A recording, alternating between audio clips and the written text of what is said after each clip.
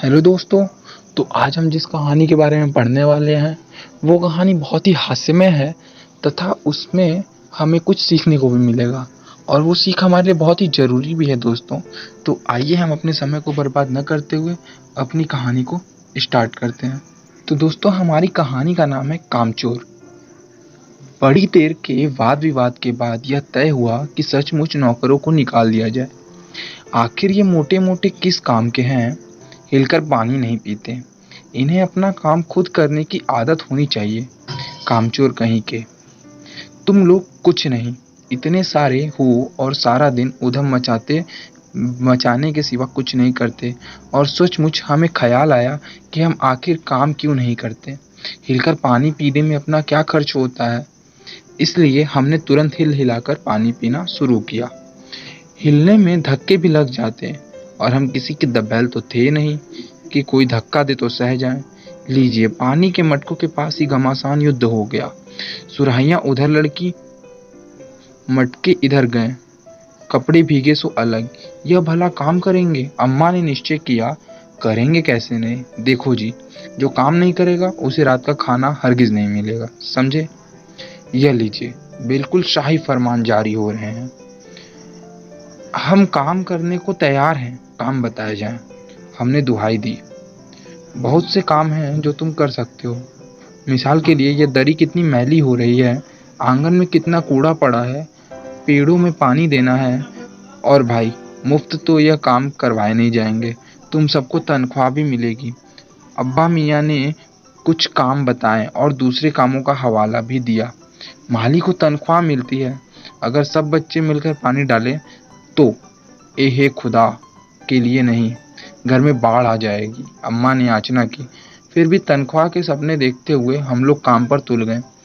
एक दिन फर्शी दरी पर बहुत से बच्चे जुट गए और चारों ओर से कोने पकड़कर झटकना शुरू किया। दो चार ने लकड़ियां लेकर धुआंधार पिटाई शुरू कर दी। सारा घर धूल से अट गया। खांसते खांसते सब बेदम हो गए। सारी धूल जो दरी पर थी, जो फर्श पर थी, सबके सिरों पर जम गई, नाकों और आंखों में घुस गई। बुरा हाल हो गया सबका। हम लोगों को तुरंत आंगन में निकाला गया। वहां हम लोगों ने फौरन झाड़ू देने का फैसला किया। झाड़ू क्योंकि एक थी और तनख्वाह लेने वाले उम्मीदवार बहुत, इसलिए क्षण भर में झाड़ू के पुर्जे उड़ गए। जितनी सीखें जिसके हाथ पड़ी वह उन्हीं से उल्टे सीधे हाथ मारने लगा। अम्मा ने सिर पीट लिया। भाई, ये बुजुर्ग काम करने दें तो इंसान काम करे।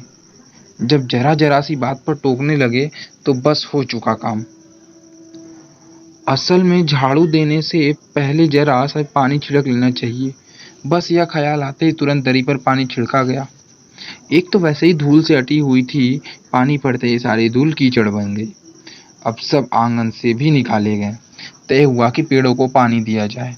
बस सारे घर की बाल्टियां, लोटे, तसले, भगोने, पतीलियां लूट ली गईं। जिन्हें ये चीजें भी न मिली वे डोंगे, कटोरों और गिलास ही ले भागे। अब सब लोग नल पर टूट पड़े। यहाँ भी वह घमासान मची कि क्या मजाल जो एक बूंद पानी भी किसी के बर्तन में आ सके। ठूसम ठास, किसी बाल्टी पर पतीला और पतीले पर लोटा और भगोने पर डोंगे। पहले तो धक्के चले, फिर कुहनियाँ और उसके बाद बर्तन। फौरन बड़े भाइयों, बहनों, मामू और दमदार मौसियों, फूफियों की कुमक भेजी गई। फौज मैदान में हथियार फेंक कर पीठ दिखा गई। इस धींगा मुश्ती में कुछ बच्चे कीचड़ में लथपथ हो गए, जिन्हें नहलाकर कपड़े बदलवाने के लिए नौकरों की वर्तमान संख्या काफी नहीं थी। पास के बंगलों से नौकर आए और 4 आना प्रति बच्चे के हिसाब से नहलवाए गए। हम लोग कायल हो गए कि सचमुच यह सफाई का काम अपने बस की बात नहीं और न पेड़ों की देखभाल हमसे हो सकती है। कम से कम मुर्गियां ही बंद कर दें। बस शाम ही से जो बांस छड़ी हाथ पड़ी लेकर मुर्गियां हाँकने चल दड़बे दड़बे। पर साहब, मुर्गियों को भी किसी ने हमारे विरुद्ध भड़का रखा था। ऊट पटांग इधर उधर कूदने लगी। 2 मुर्गियां खीर से प्यालों से जिन पर आया चांदी के वर्क लगा रही थीं, दौड़ती फड़फड़ाती हुई निकल गईं। तूफान गुजरने के बाद पता चला कि प्याले खाली हैं और सारी खीर दीदी के कामदानी के दुपट्टे और ताजे धुले सिर पर लगी है। एक बड़ा सा मुर्गा अम्मा के खुले हुए पानदान में कूद पड़ा और कत्थे चूने में लुथड़े हुए पंजे लेकर नानी अम्मा की सफेद दूध जैसी चादर पर छापे मारते हुए निकल गया। एक मुर्गी दाल की पतीली में छपाक मारकर भीगी और सीधी जाकर मोरी में इस तेजी से फिसली कि सारी कीचड़ मौसी जी के मुंह पर पड़ी, जो बैठी हुई हाथ मुंह धो रही थी। इधर सारी मुर्गियां बेनकेल का ऊंट बनी चारों तरफ दौड़ रही थीं, एक भी दड़बे में जाने को राजी न थी। इधर किसी को सूझी कि जो भेड़ें आई हुई हैं उन्हें लगे हाथों दाना खिला दिया जाए। दिन भर की भूखी भेड़ें दाने का सूप देखकर जो सब झपटी तो भाग कर जाना कठिन हो गया। लष्टम पष्टम तख्तों पर चढ़ गई, पर भेड़ चाल मशहूर है। उनकी नजर तो बस दाने के सूप पर जमी हुई थी। पलंगों को फलांगती, बर्तन लुढ़काती साथ साथ चढ़ गई। तख्त पर बानी दीदी का दुपट्टा फैला हुआ था, जिस पर गोखरी, चंपा और सलमा सितारे रखकर बड़ी दीदी मुगलानी बुआ को कुछ बता रही थीं। भेड़ें बहुत निसंकोच सबको रौंदती बैंगनों का छिड़काव करती हुई दौड़ गईं। जब तूफान गुजर चुका तो ऐसा लगा जैसे जर्मनी की सेना टैंकों और बमबारों सहित उधर से छापा मारकर गुजर गई हो। जहां से सूप गुजरा, भेड़ें शिकारी कुत्ते की तरह गंध सूंघती हुई हमला करती गईं। हज्जन माँ एक पलंग पर दुपट्टे से मुंह ढाके सो रही थीं। उन पर से जो भेड़ें दौड़ी तो न जाने वह सपने में किन महलों की सैर कर रही थीं। दुपट्टे में उलझी हुई मारो मारो चीखने लगी। इतने में भेड़ें सूप को भूलकर तरकारी वाले की टोकरी पर टूट पड़ी।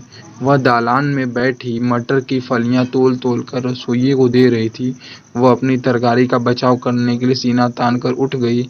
आपने कभी भेड़ों को मारा होगा तो अच्छी तरह देखा होगा कि बस ऐसा लगता है जैसे रुई की तकिए को कूट रहे हों। भेड़ को चोट ही नहीं लगती, बिल्कुल यह समझकर कि आप उससे मजाक कर रहे हैं वह आप ही पर चढ़ बैठेगी। जरा सी देर में भेड़ों ने तरकारी छिलकों समेत अपने पेट की कड़ाही में झोंक दी। इधर यह प्रलय मची थी, उधर दूसरे बच्चों की लापरवाह नहीं थे। इतनी बड़ी फौज थी जिसे रात का खाना न मिलने की धमकी मिल चुकी थी। वे 4 भैंसों का दूध दूहने पर जुट गए।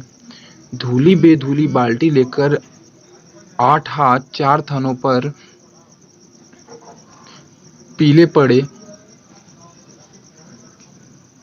भैंस एकदम जैसे चारों पैर जोड़कर अब उठी बाल्टी और को लात मारकर दूर जा खड़ी हुई। तय हुआ कि भैंसों की अगाड़ी पिछाड़ी बांध दी जाए और फिर काबू में लाकर दूध दूह लिया जाए। बस झूले की रस्सी उतारकर भैंस के पैर बांध दिए। पिछले 2 पैर चाचा की चारपाई के पायों से बांधे, अगले 2 पैर बांधने की कोशिश जारी की। भैंस चौकन्नी हो गई, छूटकर जो भागी तो पहले चाचा जी समझे कि शायद कोई सपना देख रहे हैं। फिर जब चारपाई पानी के ड्रम से टकराई और पानी छलक कर गिरा तो समझे कि आंधी तूफान में फंसे हैं, साथ में भूचाल भी आया हुआ है।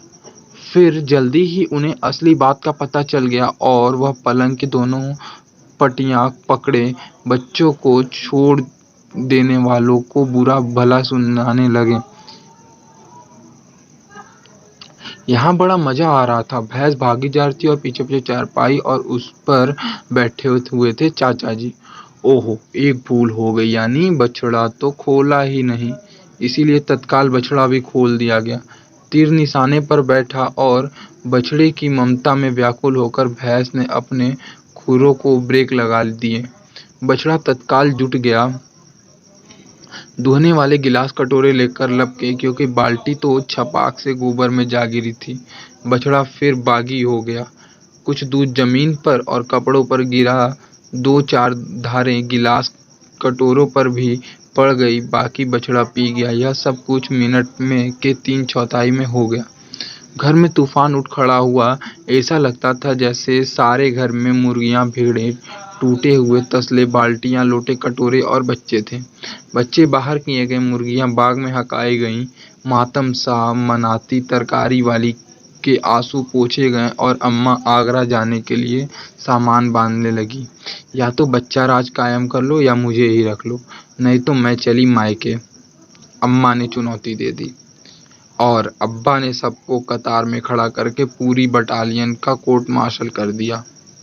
अगर किसी बच्चे ने घर की किसी चीज को हाथ लगाया तो बस रात का खाना बंद हो जाएगा। ये लीजिए, इन्हें किसी करवट शांति नहीं। हम लोगों ने भी निश्चय कर लिया कि अब चाहे कुछ भी हो जाए, हिलकर पानी भी नहीं पिएंगे।